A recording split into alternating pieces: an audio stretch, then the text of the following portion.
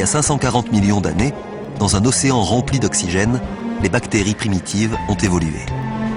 Le fond marin est couvert de plantes. Cette créature étrange ressemble à une limace à carapace. C'est un vivaxia qui appartient à une nouvelle génération d'organismes multicellulaires complexes. L'augmentation du taux d'oxygène permet aux créatures d'accroître leur masse et de développer un squelette osseux.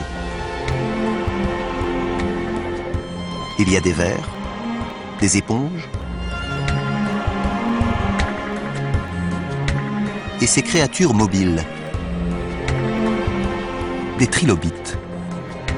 Ce sont de lointains ancêtres des insectes, des homards et même des scorpions.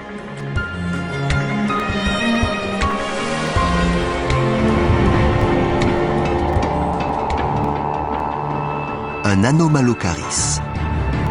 Sa taille avoisine le mètre. Il dispose de grands yeux, de dents acérées et de membres antérieurs.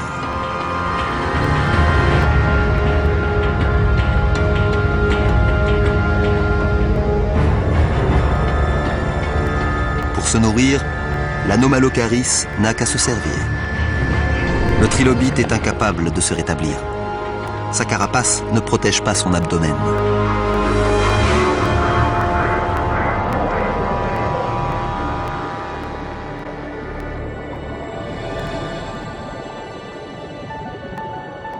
Ces créatures sont des picaillas. Elles mesurent 5 à 6 cm de long et sont vraisemblablement les précurseurs de la branche des vertébrés. Après des millions d'années d'évolution, cette structure primitive aboutira au squelette qui nous permet de nous tenir droit.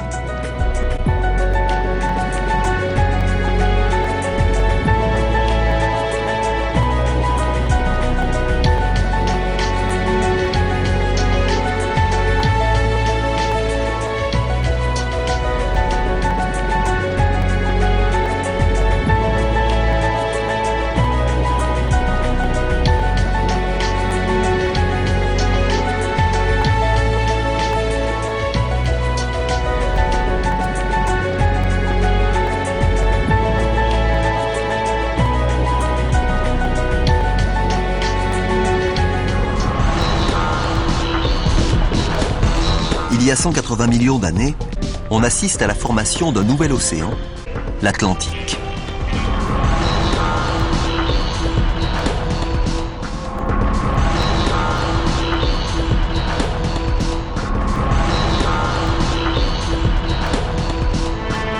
Dans cet océan, de nouvelles créatures voient le jour.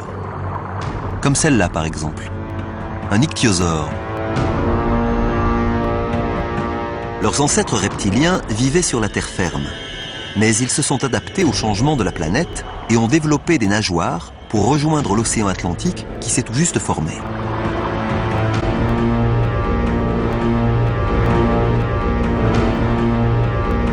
Celui-ci mesure 6 mètres de long.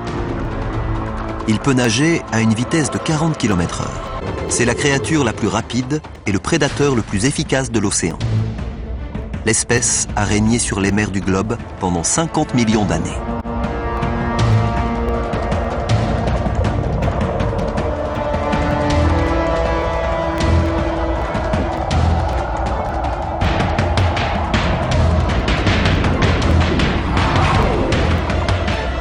Mais à présent, un nouveau prétendant lui dispute sa couronne.